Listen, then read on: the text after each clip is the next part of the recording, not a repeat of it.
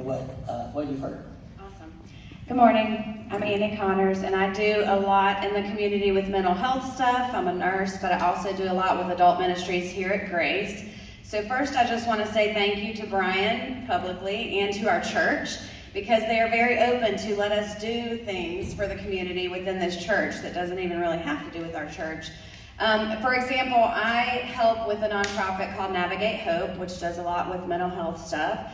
And they have been gracious enough to let us use the coffee shop and other rooms on the campus to do things like suicide prevention classes, talks about anxiety, stress, relational skills, and how we can better live our lives in relationship with others. How do we stay mentally healthy? We also, a few weeks ago, had a community block party where we partnered with Ridgeview and Walton Empowers. Walton Empowers is a recovery program here in town that helps people in recovery or getting out of jail get back into the community. How do I get a job? How do I get a place to live? How do I get on my feet? How do I get supported in recovery?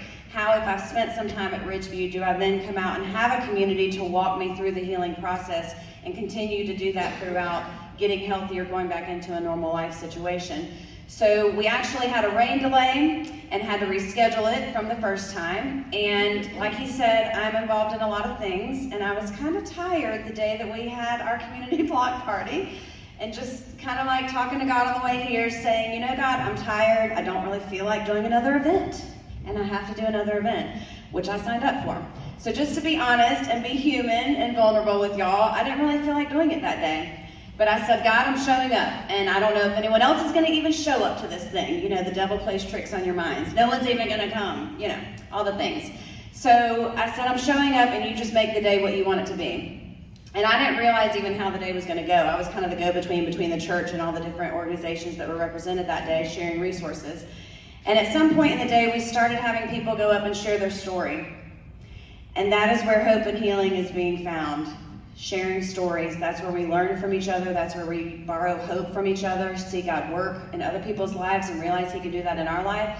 And I just stopped in my tracks and sat down and listened, and was blown away by these stories of recovery from alcohol, drugs, stories from recovery from jail, where God, only God, like my favorite stories are the but God stories and the only God stories, like only God could have changed that person. Only God could have changed that life.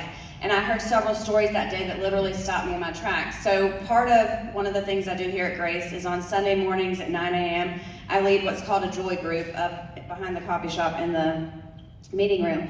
And we have a period in our meeting time that we quiet, and we ask Jesus, where were you in this memory or this moment or this day? What do you want me to know? What do you want me to know about you? What do you want me to know about myself? And so I was still just kind of blown away of my bad attitude on the way to that block party. And then God like shutting me up and being like, this is why you're here. This is why all these people are here, to share stories, to hear stories, for lives to be changed and encouraged from other stories. And so I said, where were you yesterday, God? Because you stopped me in my tracks with the stories. And he said, you know, you were handing out raffle tickets. I was running around like a crazy person. But I was handing out raffle tickets to every person. You got one just for showing up. And Jesus said, every time you handed a person a raffle ticket, I said, I'm blessing you for showing up. And I'm blessing you for showing up. And I'm blessing you for showing up.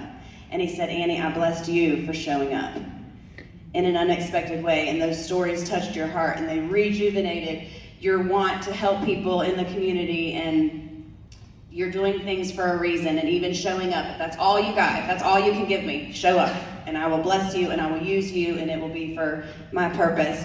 One of the other things that I help with is me and my husband lead a group in Reengaged, and that's the marriage ministry here at church, which we're going to be ending coming up on the Christmas season, but we will start again next year, so look for that. But that is for people in good marriage spaces and bad marriage spaces.